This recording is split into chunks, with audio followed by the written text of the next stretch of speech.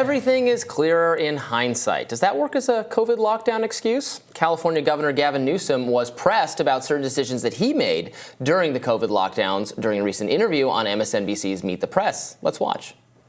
You found a way to allow the motion picture industry and the sort of the movie industry to get back to work, but you didn't allow people to grieve together at funerals or at churches, and that this may be why there's such a polarized disconnect. What you prioritize, right? This is this anger between the populace and the elite, supposedly. Here you prioritize this industry, but you were tougher on those that just wanted to go worship. What do you say to that criticism? I think there's a lot of humility, and we didn't know what we didn't know, and it was hardly it was we. Collectively. I understand that. I think all of us, in terms of our collective wisdom, we've evolved. We didn't know what we didn't know. We're experts in hindsight. We're all geniuses. But think about what you ended up collectively prioritizing. You're prioritizing an industry, one specific one, but then didn't prioritize maybe ones whose maybe values you didn't connect with. I don't think it's a binary. There was iterations within that theme. Interesting. Do you think that this is an important mea culpa moment for Gavin Newsom here? Do you think that you finally have like a liberal commentator asking him questions about whether his COVID policy was, in retrospect, bad? Yeah, I mean, his answer there doesn't make any sense. I mean, sure, yes, we didn't know at the time what we didn't know, but you could have known that, as Chuck Todd then got into, prioritizing making it work for the entertainment industry, but still having like churches and restaurants closed down, and then also not just recommending but forcing on people restrictions related to like masks indoors, and then you yourself violating those in his famous French Laundry moment. Yeah. So it's not like I made everybody do something that later turned out to be dumb, although that would still be plenty of reason to punish a political figure. Yeah. But I made some people do things and other people do different things in a seemingly arbitrary basis, or maybe because of my own personal views, or who's important to me as a donor or political constituent or whatever it is, and I felt like not following the rules. Yeah, that my only pushback to Chuck Todd there would be like, you said it. It's about valuing industry. A lot of COVID decisions were made to protect the economy and businesses. I don't think it was because Gavin Newsom doesn't care about churchgoers and he secretly cares about Hollywood people. I think it was a business. I think if there was a church group that was big business, I think if the big Scientology was going to give him a big fat check and said, let me keep my services open or whatever, that might have also had the same amount of sway. Today is going to be the first day since I've hosted this show that Scientology is going to come up twice. Because we're talking about it later. I mean, I would push back on that. I don't know. I can't see into Gavin Newsom's heart, but I would understand why conservatives in particular might feel like he doesn't have as much of an interest in making, very religious church-going people who tend to be conservative happy compared to his connections to the. I mean, there are Republicans, there are conservatives in California. Yeah, but most people in America are religious, regardless of their political affiliation. I mean, most normal people who go to church on a regular like a very strictly regular basis are disproportionately conservative. The most church-going people in America are black. Well, and they're more conservative and Latino, they're right wing. Cultural conservatism and voting for Democrats versus Republicans are two different things. So I'm not like we are all in the elite sphere or whatever, largely out of touch. Most people are religious. Most people go to church. Gavin Newsom might not. I don't know his life. Gavin Newsom might not. But all of the inconsistency with COVID policy can be traced down, in my view, to people wanting not to ruin the economy. So schools stay closed because people don't make money off of schools. It's a public good. Whereas restaurants stayed open because people were saying, including for constituents who are restaurant owners and the like, that I'm going to be bankrupt if you don't let my restaurant open.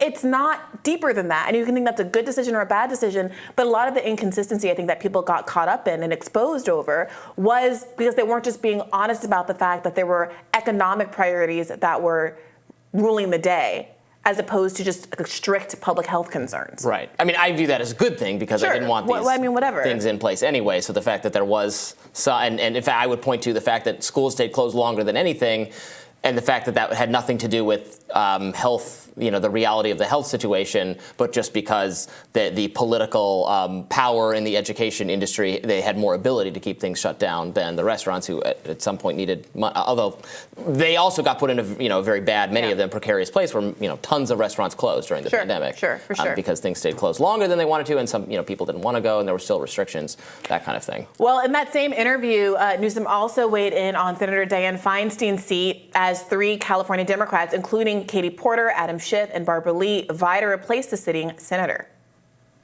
Do you feel as if the staff is fulfilling, can do the duties? Yes. I don't think it. I know it. We're working extraordinarily closely You don't together. feel as if the state's losing out by not having a more active voice? Maybe in the missing Senate? town halls or more active. But, Senator Padilla was just in the office a few days ago. We were comparing contrasting issues and advocacy, and we're aligned with Feinstein in her office. Sounds like on you all hope these you don't issues. have to make another appointment. No, I do don't you? want to make another appointment. I don't think the people of California want me to make another appointment. Because you'd end up appointing both seats, yeah. Yeah, and I don't think that's, that said, it's my job, it's my responsibility. If we have to do it, we'll do it.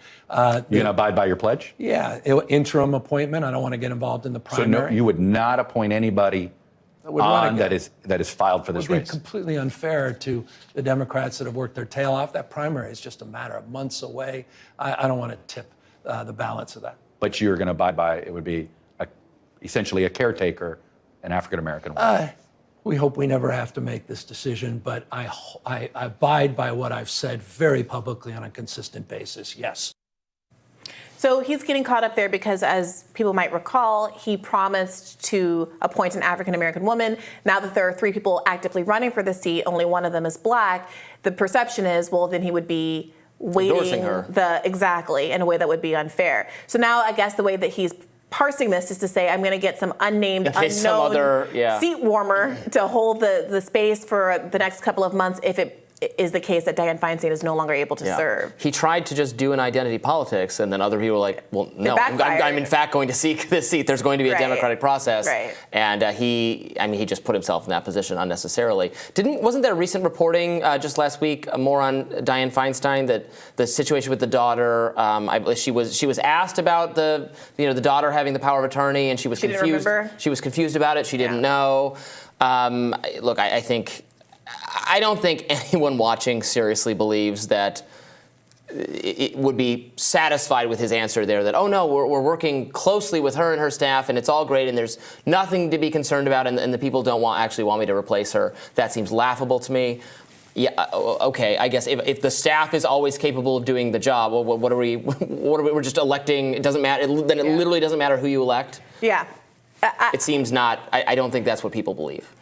I completely agree. Look, Gavin Newsom, I think, is also treading in particularly hot political water because at the same time that he's dealing with this bit of a mess in California, he's very much been soft pitching himself, in many people's view, as a potential replacement for Joe Biden should he not be able to take over. He said... And so this is the new news, is that he was asked squarely about this, and the response that he gave was not only that he was not planning to run for office, but that he felt like he was not the next one up in the line of succession, specifically saying that Kamala Harris, it's her turn. If you will, we have the clip.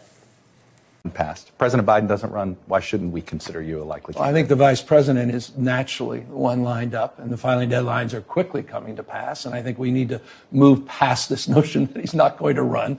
President Biden is going to run, and looking forward to getting him reelected.